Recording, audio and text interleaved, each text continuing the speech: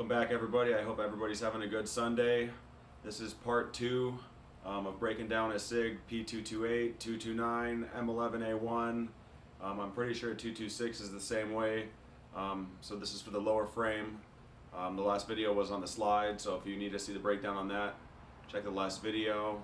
But I really did this. I wasn't going to, but the Accidental Gunsmith was the YouTube video that I used, how to break them down and put them back together, and I learned a lot from that. And recently, I guess he deleted his videos, so I wanted to have a good video from start to finish on how to break one of these down, so you don't break anything or have any issues maintaining your firearm. About halfway through the video, I'll have a break and a blank screen with a couple words on it, and I'll put the time below. So if you need to jump forward to just how to put the gun back together, you'll see that time and you can just jump to that. Or if you want to watch it from start to finish, you can just keep on playing through. The breakdown on this, I don't think it's as bad as the upper slide because you don't have to hammer anything. So it's a little bit more intimidating because there's more mechanical parts, but I think it's a little bit easier. So with that being said, let's get it down on the table and start taking it apart.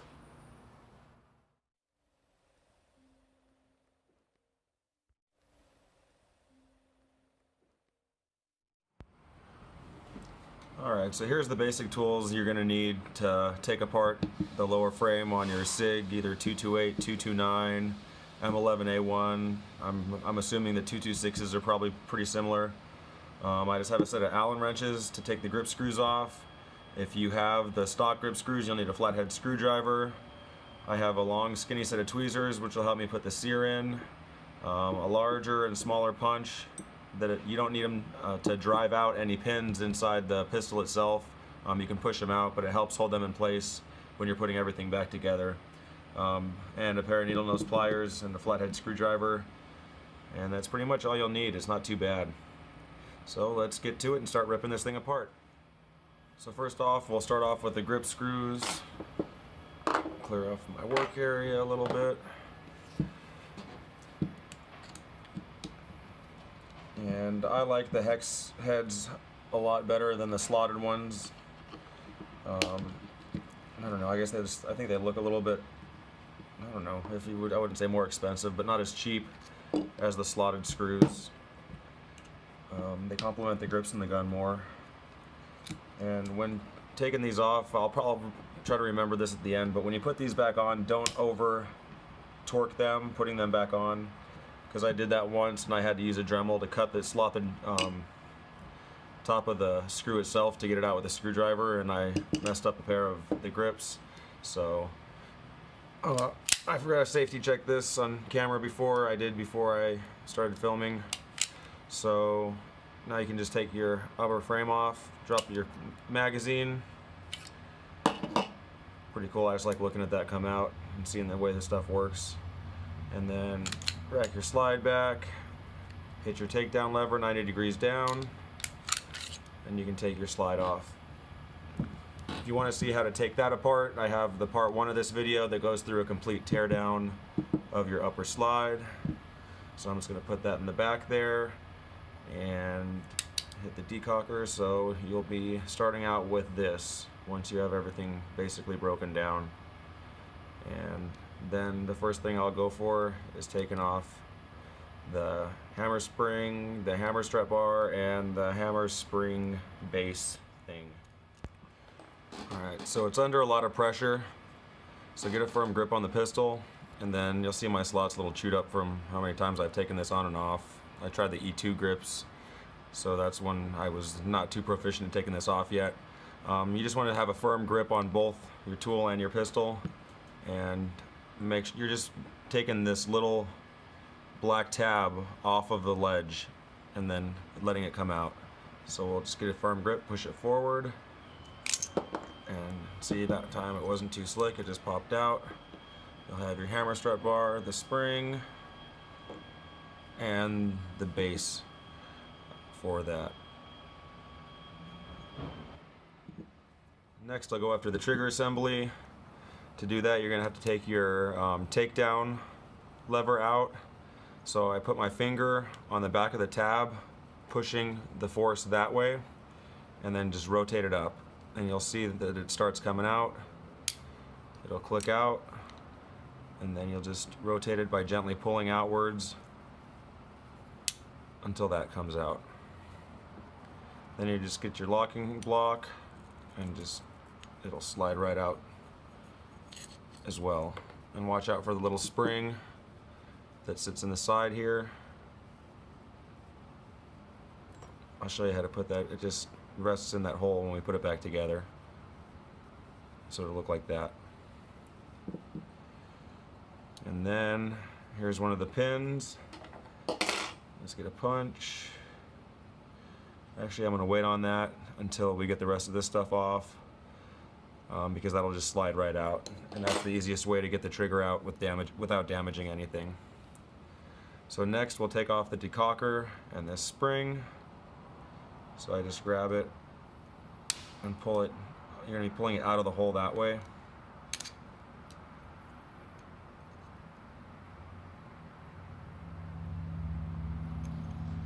And then that'll take the pressure off of it. And you can just it'll just twist out of that little seat that it's in. And then the decocking lever will come out, and the little base that goes in behind it will fall out as well. So we're getting there, not too bad. And then next we'll flip it around and we'll get the spring that holds the trigger assembly together. It's hooked in on the bottom right here, so I'll just grab it and push it down with my index finger so it just comes off of that and the hook comes out. And then you can just twist it until it comes out of the little hole in the grip frame right there. And now the trigger assembly will just be kind of just dangling in there, held in by the trigger pin.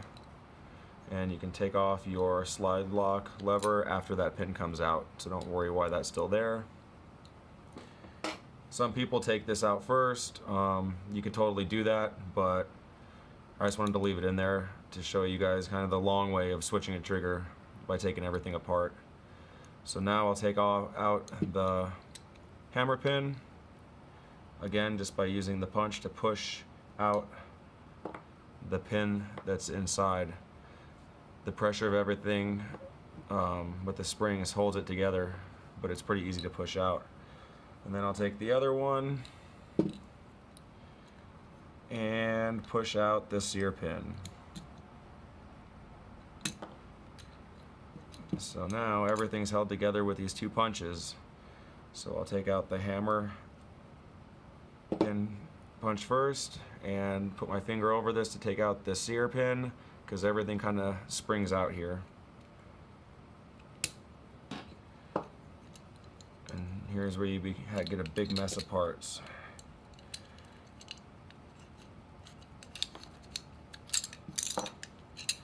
There's the sear safety, little safety mechanism lever, the sear spring,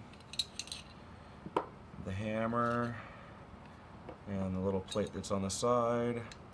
Now you can go ahead and take your trigger assembly out, again just by pushing the pin out. And now your slide lock lever will come out, as well as your trigger assembly.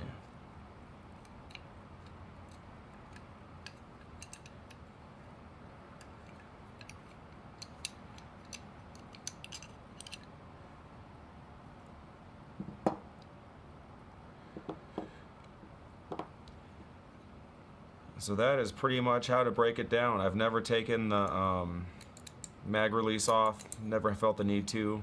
It doesn't need to be cleaned. You look inside here, there's a little spring in the back. That is your hammer reset spring. It is bent a little bit, so don't think that you bent it putting it together or taking it apart. It kind of goes in and then out.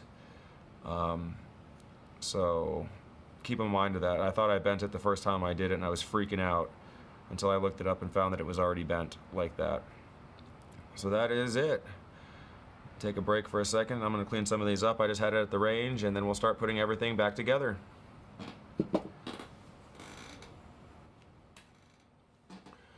And then if anybody was wondering what you polish to do a trigger job, I ordered one of these ceramic files online, and you'll see on the bottom, get this to focus into the hammer, right on the right side where it's shining, where you see that little line to the right, that is where the sear contacts the hammer, and that is what you would polish with your polishing stone if you wanted to give your do a trigger job on your pistol. I got this down to a little bit less than below 4 pounds.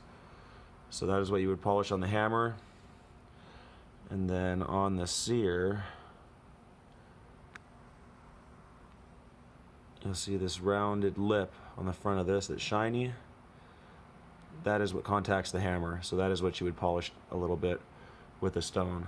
Remember, you don't want to remove material. If you do that, and I'm not responsible for anybody modifying their guns, this is just a walkthrough of how I've learned to take it apart by some videos that are no longer on YouTube anymore. So do that at your own risk, but that is a big difference on how your gun functions.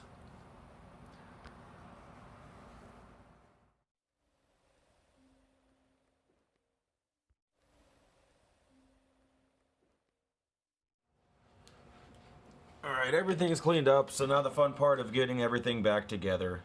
I like to start out, where is it, with the trigger. Assembly. I'll put that in there. Slide the trigger into the slot and let this little guy go into the back. Make sure it's resting on top of the trigger frame. And then I'll just temporarily line it up and throw the trigger pin back in to hold it there so I don't have to. It's loose, so if you bump it too hard it'll come off, but it'll do the job for now. Then I'll go ahead and put the hammer back in. So slide it into position. And this is where you got to make sure you line up the spring in the back with the hole, the slot on the back of the hammer, and it will end up resting on that pin inside. So we'll line that up. And throw the hammer pin back in. And then this is where you want to take the hammer and click it back onto the spring. You'll feel it click back and forth, and then click it forward again, so that'll be what resets your hammer.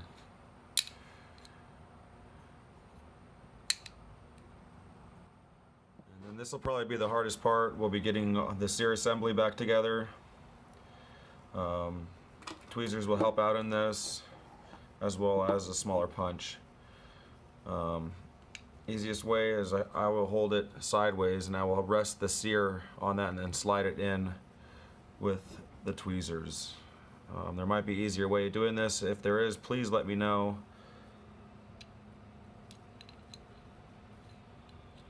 But this seems to be the easiest way for me. Doesn't matter if it lines up exactly right away. Messed up there. You want to put the plate in first, so I'm going to put the plate in and then put that back in and we'll resume. Alright, so I went ahead and put the plate in, and the sear is right in there, so I will go ahead and take my small punch and try to get it all lined up. Now that you have that there, you're going to want to put in the sear spring, so just take the punch out most of the way so it's still holding everything in, and then drop the spring in.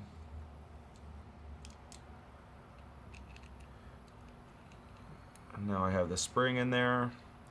The last piece is the little L-shaped safety lever, and you're going to want to put it with a long part facing down and the hole towards the hammer.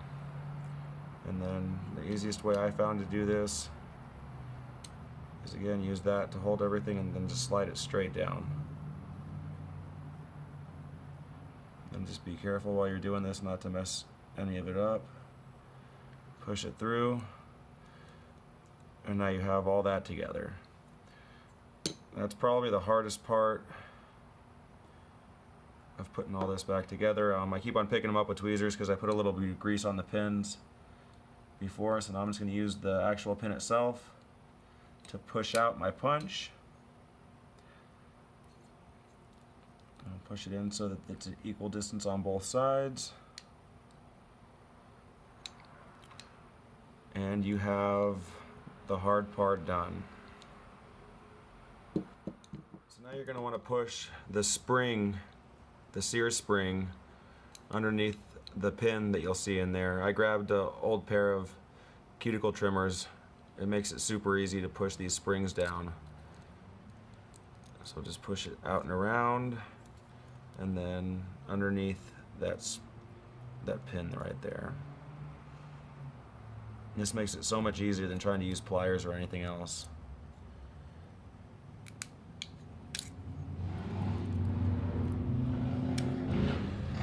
Let's see if you can see it underneath there. Zoom in. You'll see the spring resting underneath that pin, which is where it's supposed to go, along with the safety lever right there that will engage the safety in the top of the slide. And now we'll just put the springs on and put the rest of the stuff back together. Start out with this guy because he's easy. This goes to the trigger assembly. Make sure that the pin's still in there. And we'll just put it inside the hole right on the side, and then push it down so that it catches in that little slot that we took it out of before. Next we'll go install the decocker. This one's kind of tricky too. Not so much in what you have to do, just make sure that everything's lined up properly. I'll use the tweezers again because it makes it easy. You're going to want to put it in like this so that the cutout is facing the rear and on the bottom, and you're just going to want to drop it in so that it falls into the hole, and then it will end up looking like this. You'll see the little tail on the bottom that was poking out, and the little protrusion that'll hold the spring. So next we'll put the decocker on, and I drove myself nuts on this part putting the spring on. Do yourself a favor, make sure you put the bent part on first, because if you put this on first and try to hook that in, it's damn near impossible. So make sure you put that part in first, and then just take your pliers and put it in the hole.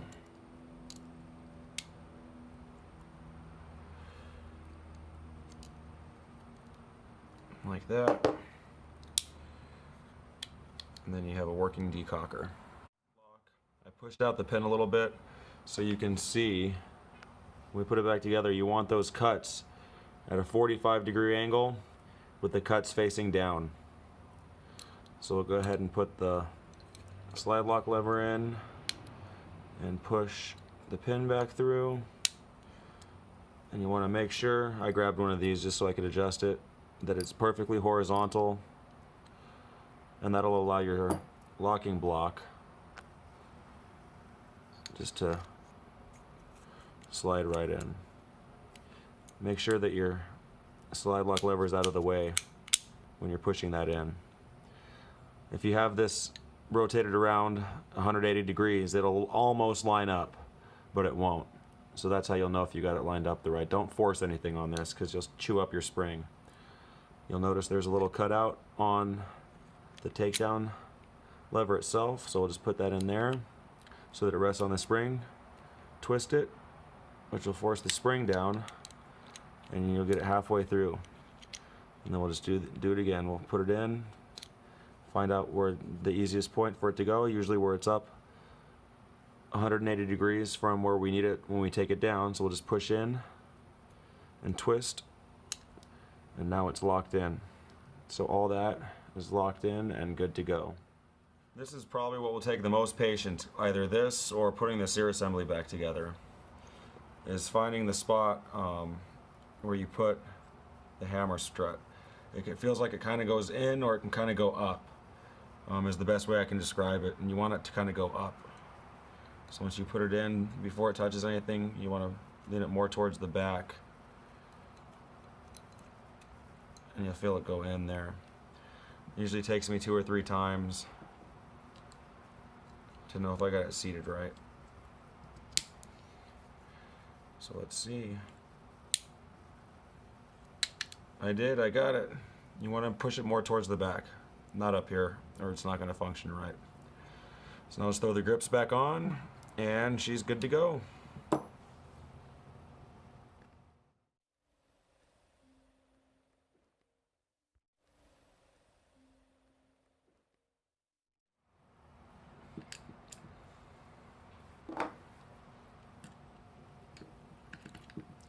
I recommend, lesson I learned is I had to cut some of these out because I over torqued them. Use a dab of blue Loctite if you wear off what originally comes on these, so that it locks it in without it being overlocked, and then just give it a little snug and let the Loctite do the work. And don't snug them in to where you can't get them out, because then you're going to end up probably destroying a good set of grips too.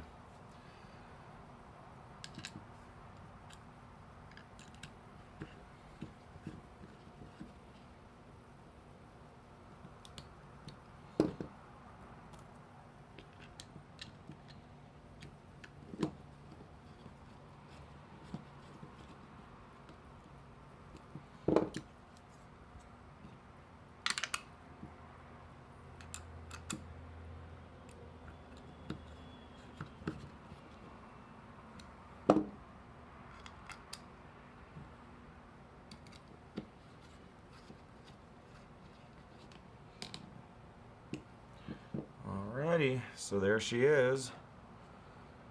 And we'll just put the slide back on, lock it back, put the slide lock lever back, decock it, do a function check,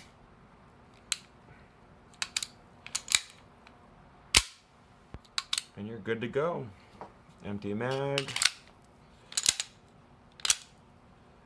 That's it.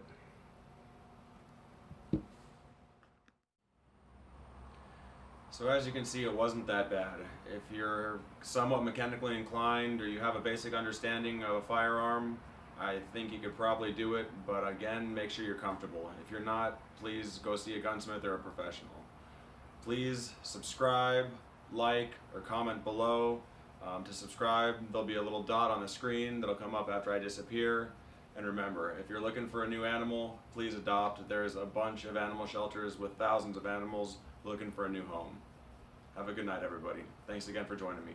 Bye.